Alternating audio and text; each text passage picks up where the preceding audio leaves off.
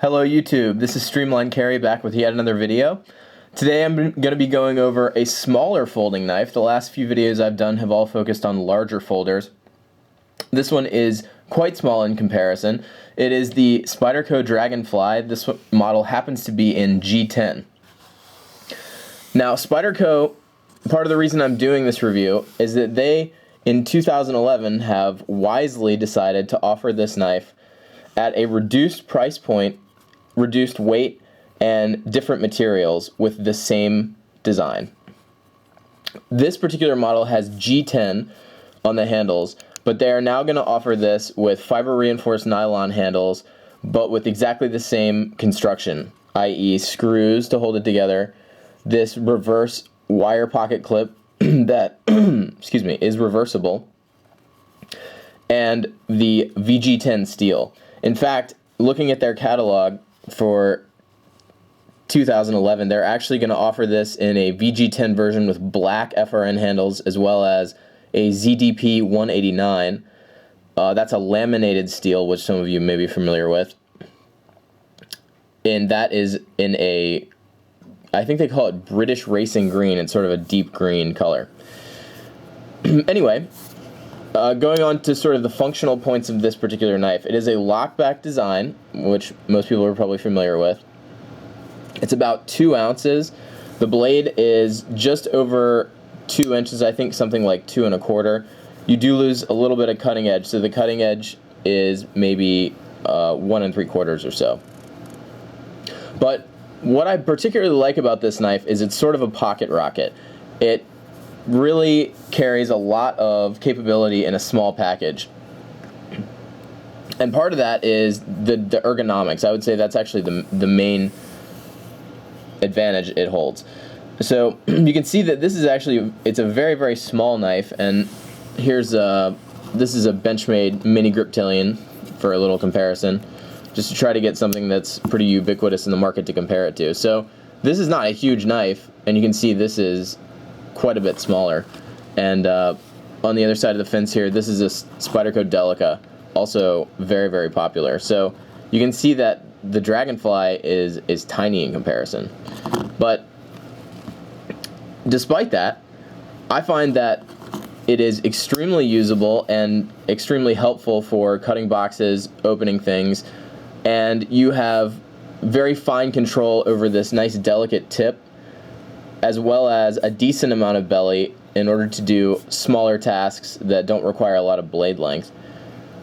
And one of the things I really like about it is that the jimping on the top and the bottom of the blade allow you to lock in on this, what's called a cancer grip, which basically means crab. So you're kind of grabbing this thing in this cancer grip, and the rest of your hand kind of falls nicely into this curve, and then this little heel down here, or I guess butt on the end of the knife on the of the handle, your pinky kind of rests perfectly in there. So you really, in some ways, have to handle this to appreciate it, but you can just totally lock in, and in such a way that you can have very nice control over the fine tip as well as the relatively short blade. Some people think that a short blade is an absolute disadvantage over a longer blade. The truth is that you want a blade length and size that is commensurate with whatever task that you're attempting to do. So if you have something that demands a longer blade length, like say Spyderco military size that I've shown you guys a couple times, then yeah, you're going to want a longer blade, a larger knife.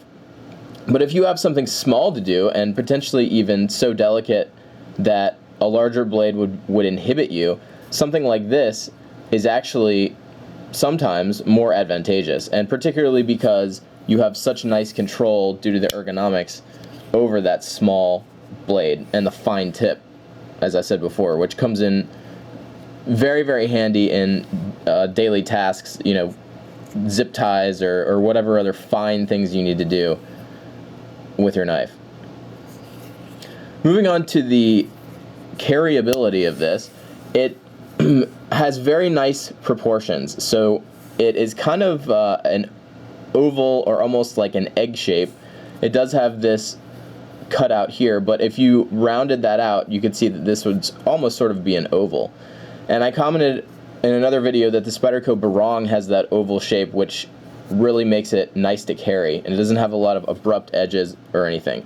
You can see that when you fold it up, the top of the blade meets very nicely with the butt of the handle in such a way that it makes a smooth surface. So that's very nice for going in and out of your pocket, such that when you pull this out, you don't catch anything there, and it comes straight out. You can see both of these lines are very smooth, so there's nothing to snag as you pull it out of your pocket. The pocket clip is about as good as it could be, in my opinion. It is very deep. I would say 90-some, maybe 95% of the length of the knife, but it does leave you just enough, as well as a lanyard hole, if you did want to put any kind of additional lanyard on this so that you could grasp it easily. But it provides you just enough to be able to pinch this section. You could also pinch the very top of this clip in conjunction with the pivot screw on the other side. And of course, if you reversed it, you would have the same situation, because the pivot screw gives you just a little bit of traction, a little bit of purchase for your thumb or your index finger. And another virtue of this reverse design clip, I commented in some of my other videos that if you have a clip that buries completely, like on some of the SOG designs, where the clip literally goes all the way to the edge and then extends out and comes down, when you grab it to pull the knife out, you're grabbing a section such that you're pushing the clip down into the material, and you're sort of fighting yourself. The harder you grab the knife, the harder it is to pull out.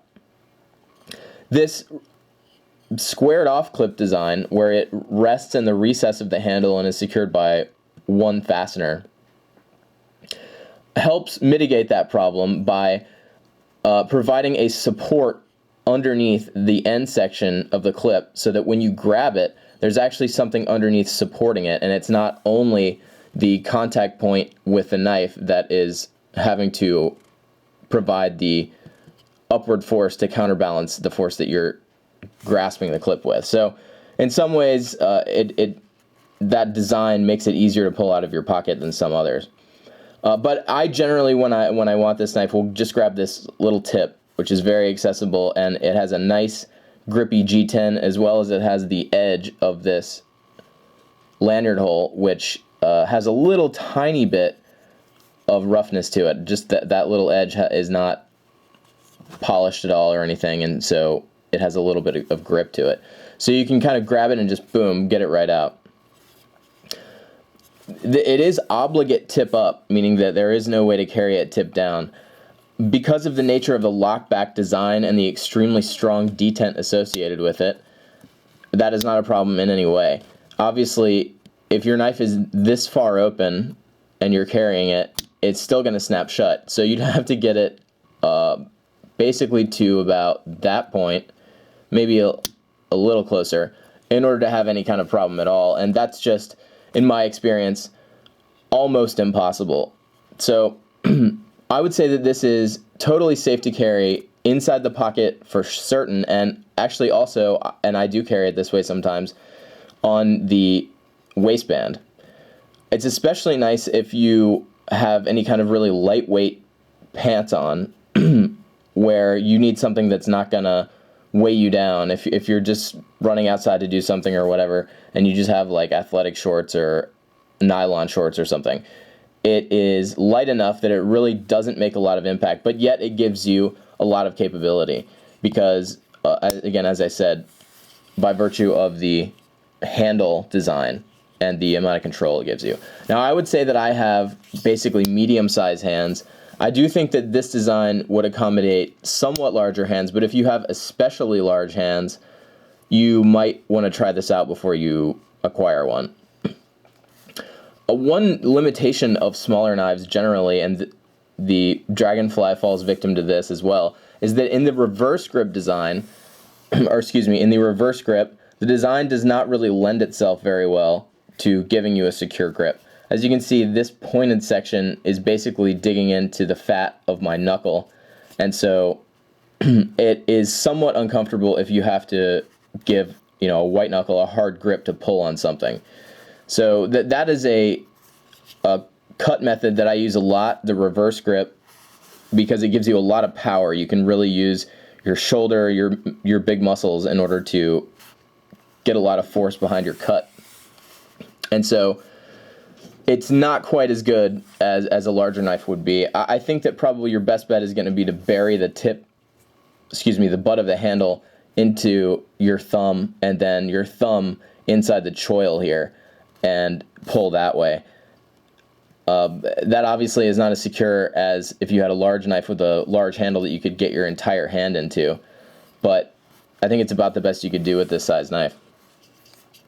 Another thing is that this knife fits almost exactly into the fifth pocket of a pair of jeans, and this is, my individual data report that this length from here to here is approximately the depth of most fifth pockets in jeans. So that's extremely nice because it gives you an additional carry method, an initial degree of freedom when you are looking at designing a carry system for your day.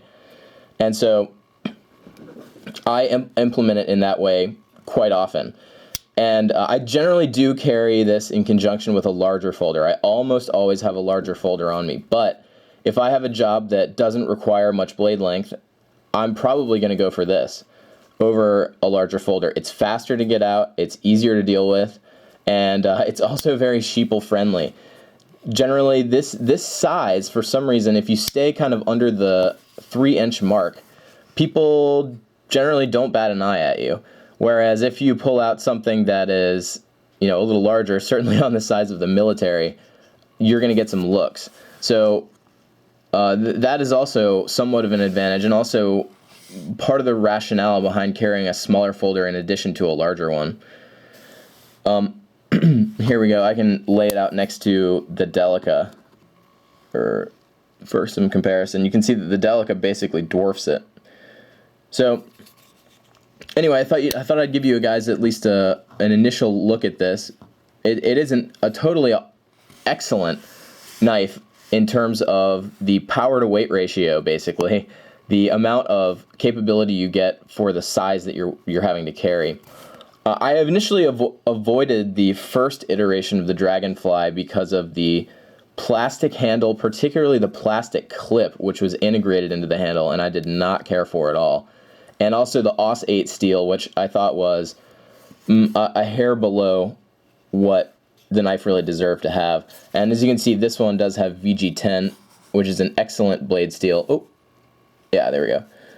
An excellent blade steel. It has a very fine grain structure, so it takes a really nice fine edge.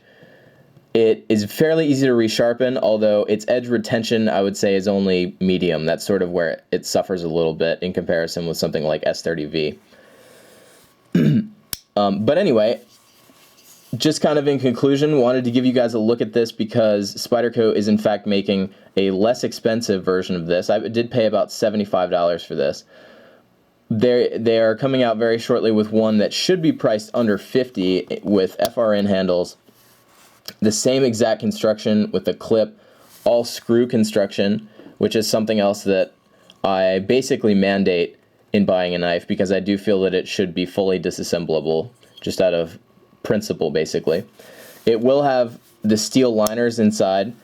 Some people contend that is not needed, that it's a waste, essentially.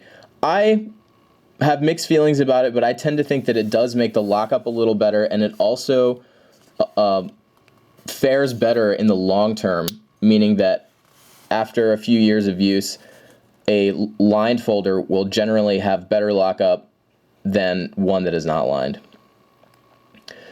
So anyway, gonna go ahead and sign off here. Thought I'd give you guys a look at this. Hope it's interesting to you. It certainly is to me. And I'll see you guys soon. I hope to have a lot more videos coming up in the not too distant future. And stay tuned. We'll see ya.